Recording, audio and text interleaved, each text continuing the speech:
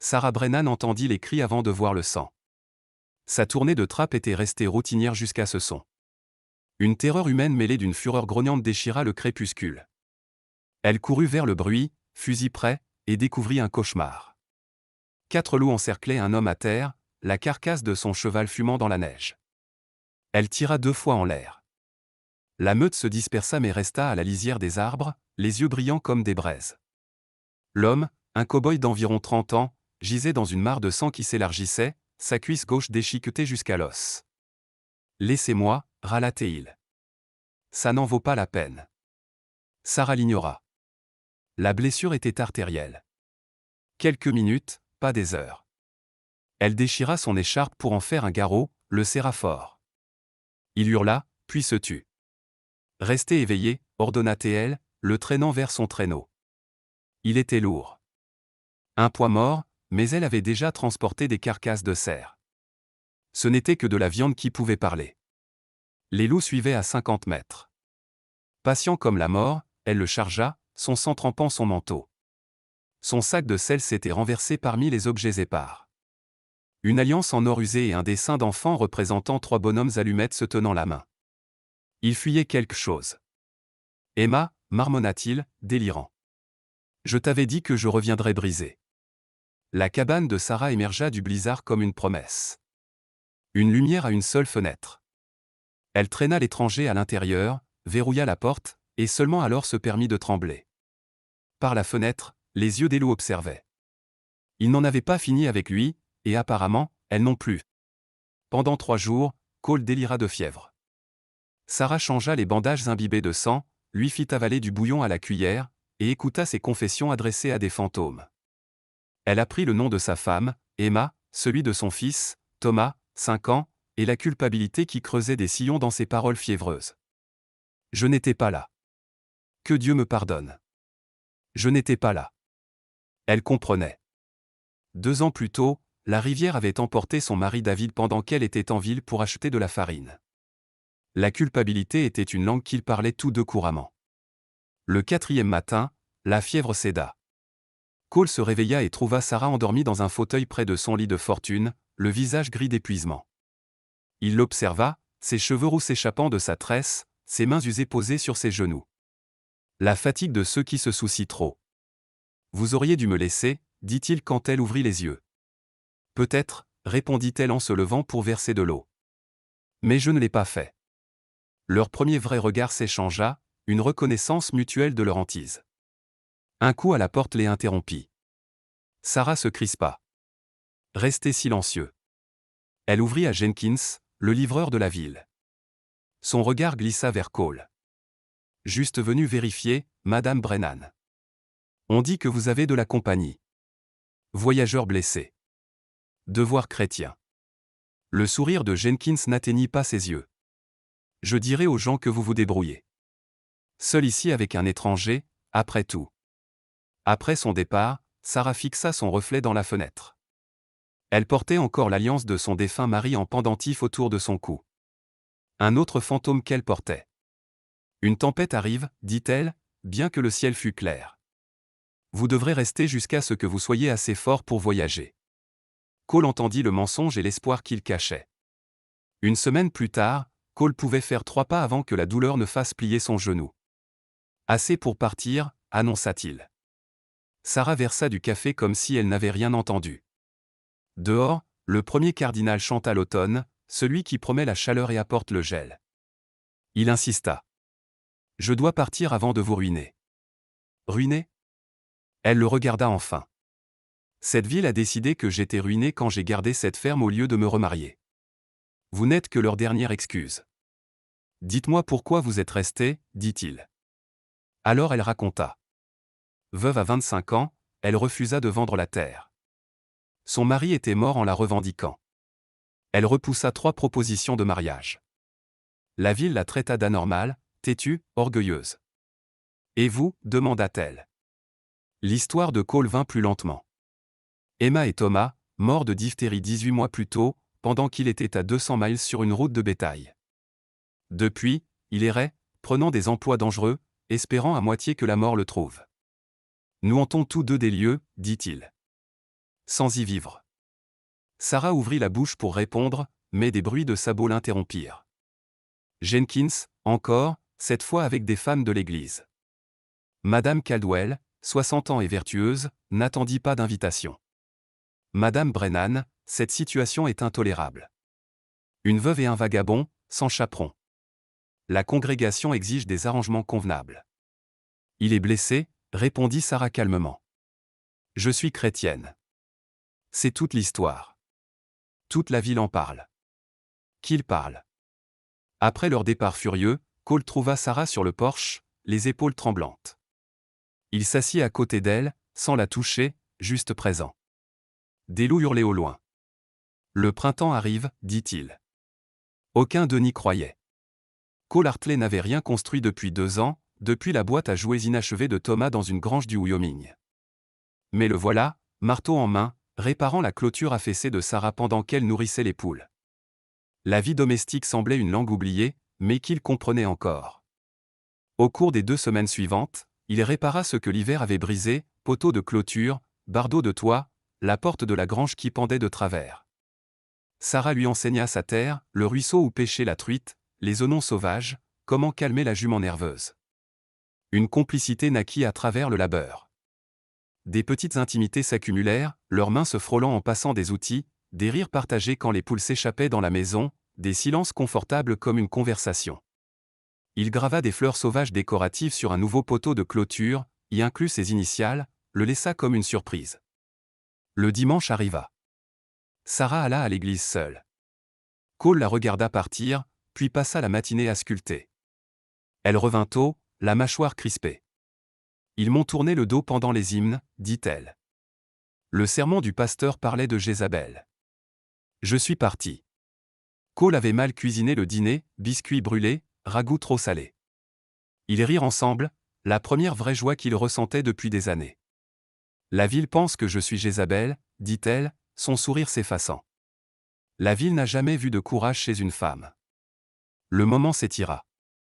La lumière du feu captura l'or de ses cheveux. Il se pencha. Elle ne recula pas. Leurs lèvres se frôlèrent presque. Un hurlement déchira la nuit. Trop proche. Cole saisit son fusil. Par la fenêtre, des traces fraîches encerclaient la cabane.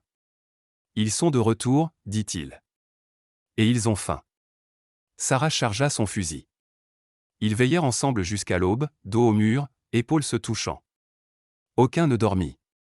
Marcus Dawson était trop à l'aise dans la cuisine de Sarah, son chapeau sur la table comme s'il en était le maître.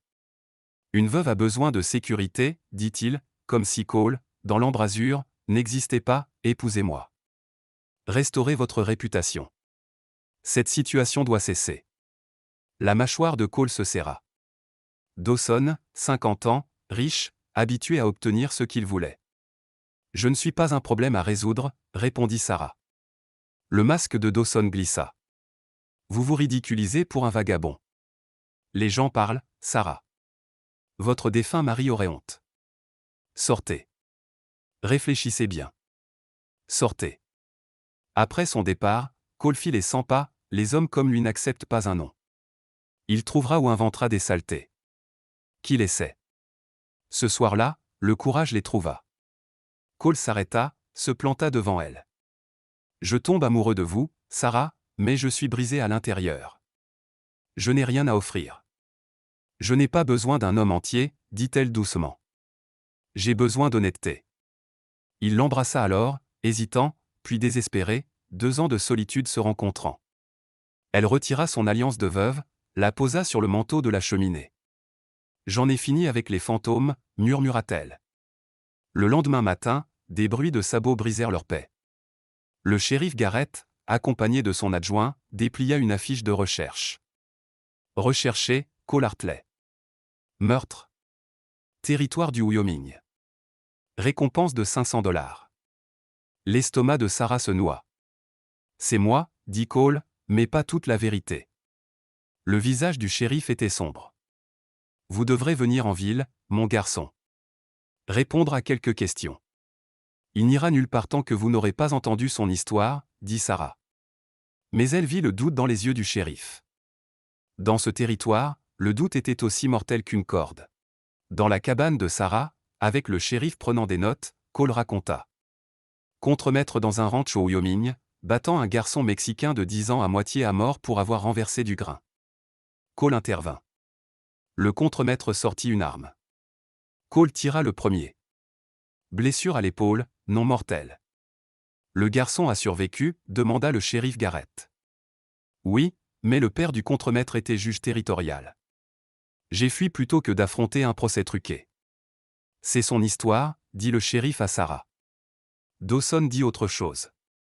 Que Hartley est dangereux. Dawson veut ma terre et ma soumission, rétorqua Sarah. Qui croyez-vous? Le shérif partit envoyer un télégramme au Wyoming. Mais le mal était fait. Réunion en ville ce soir-là, orchestrée par Dawson. Sarah y alla seule, se tint devant la congrégation tandis qu'il criait des accusations, héberger un criminel. Le pasteur exigea qu'elle renonce à Cole ou soit excommuniée. Si protéger un enfant est un crime, dit-elle, la voix ferme, alors je me tiens avec les criminels. Elle sortit sous les huées. Quand elle rentra, la cabane était vide. Une note sur la table, vous méritez une vie, pas une légende. Ne me suivez pas, Sarah s'effondra, puis vit le poteau de clôture gravé par la fenêtre, ses initiales entrelacées de fleurs sauvages. Elle passa ses doigts sur le bois. 1 heure plus tard, un télégramme arriva, livré par l'adjoint. Les charges avaient été abandonnées des mois plus tôt. Le contremaître s'était rétabli. Aucun mandat actif. Mais Cole était parti. Sarah sella sa jument, chargea son fusil, et s'enfonça dans la nature. Elle ne le perdrait pas. Ni par fierté, ni par peur, ni pour rien.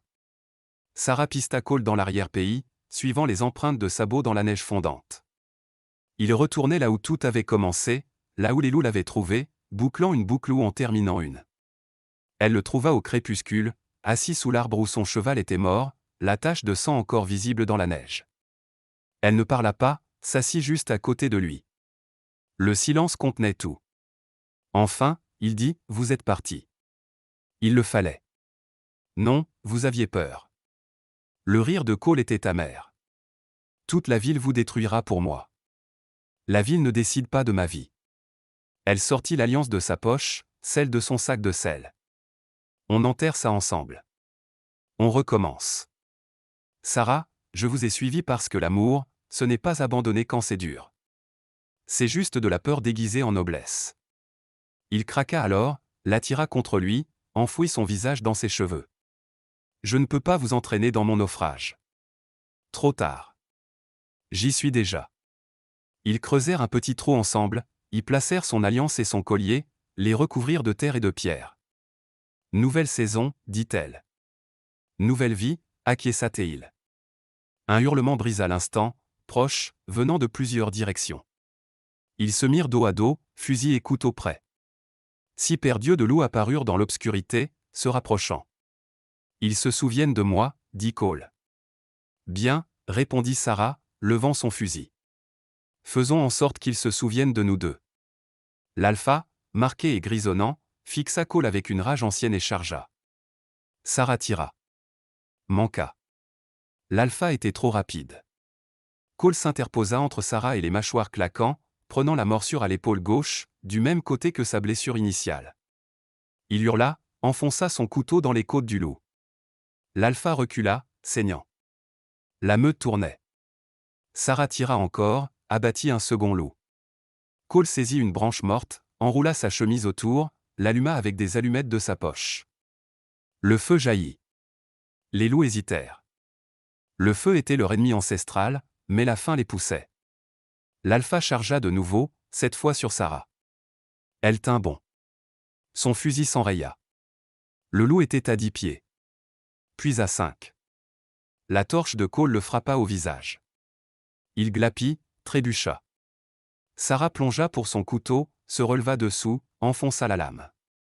L'alpha tomba. La meute se dispersa, disparut dans l'obscurité. Cole s'effondra près du loup mort, le sang trempant son épaule. Sarah déchira sa chemise en bandage, les mains tremblantes mais sûres. Je ne peux pas vous perdre, halta-t-il. Pas après vous avoir trouvé. Alors arrêtez d'essayer de partir. Elle serra la blessure fort.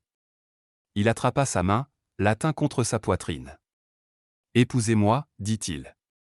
Pas à cause de la ville, pas malgré elle, parce que je vous choisis, et j'en ai fini de fuir. Oui, murmura-t-elle. À une condition, nous affrontons tout ensemble. Plus de sorties nobles. L'aube perça à travers les nuages d'orage. Le dernier souffle de l'hiver. Le lever du soleil révéla un monde en train de fondre, de prendre vie. Ils enterrèrent les alliances au pied d'un pin, le marquèrent de pierre. Nouvelle saison, dit Sarah. Cole l'embrassa. Nouvelle vie. Ils rentrèrent à deux sur le cheval, sans se cacher, sans fuir. Ensemble. 3 mois plus tard, la cabane résonnait de coups de marteau. Cole construisait un berceau. Sarah, enceinte de 4 mois, s'occupait du jardin où les loups avaient autrefois rôdé. Le printemps était arrivé, non comme un miracle, mais comme une récompense pour avoir survécu à l'hiver. Ils s'étaient mariés 2 semaines après le combat contre les loups. Un juge itinérant, une petite assemblée. Le shérif Garrett était là, quelques voisins. Beaucoup restèrent à l'écart. Dawson avait quitté le comté. Le pasteur vint en privé, chapeau à la main. « Vous nous avez appris la grâce, Madame Hartley, dit-il. Je suis désolé. Le pardon vint lentement. Le mois dernier, Cole avait sauvé un enfant de la rivière. Les opinions des mères changèrent. Les pères suivirent. La ville apprenait ce que Sarah savait déjà, le courage avait plusieurs visages. Ils avaient recueilli le neveu orphelin de Jenkins, un garçon de 8 ans qui avait autant besoin d'une famille que de lui. Cole lui apprenait la menuiserie. Sarah lui enseignait la lecture. Une famille reconstituée par choix. Le soir tombait. Sarah et Cole s'assirent sur leur porche, regardant le coucher de soleil peindre la terre d'or.